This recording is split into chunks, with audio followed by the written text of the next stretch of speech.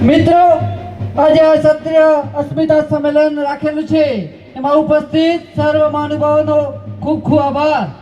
આ મિત્રો આ લડાઈ કોઈ ક્ષત્રિય સમાજની નથી, આ લડાઈ એ બનાસકાંઠાની તમામ સમાજની લડાઈ છે। મિત્રો જ્યારે આજે આ રાજપૂત સમાજ વિશે ટિપ્પણી કરી છે, થોડા દિવસો પછી આ બીજા સમાજ ઉપર પણ ટિપ્પણી કરવા જશે તો મિત્રો આપણે સર્વ સમાજે આ વખતે જવાબ આપવાનો છે। જ્યારે ભારતીય જનતા પાર્ટીની સરકાર 400+ ની વાતો કરતી હતી તેને પણ આજ ખબર પડી ગઈ છે મિત્રો।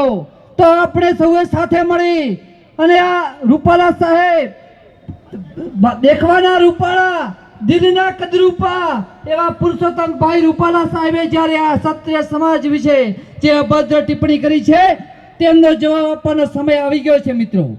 7 તારીખે 100% મતદાન કરાવીએ અને બીજા જોડે પણ કરાવીએ અને આ ભારતીય જનતા પાર્ટીની સરકારને ખબર પડે કે આ રૂપાલા ભાઈની ટિકિટ રદ કરી હોત તો અમારે સવીમાંથી સવી જે બેઠક મળી હોત તે આગળની સારા વખતે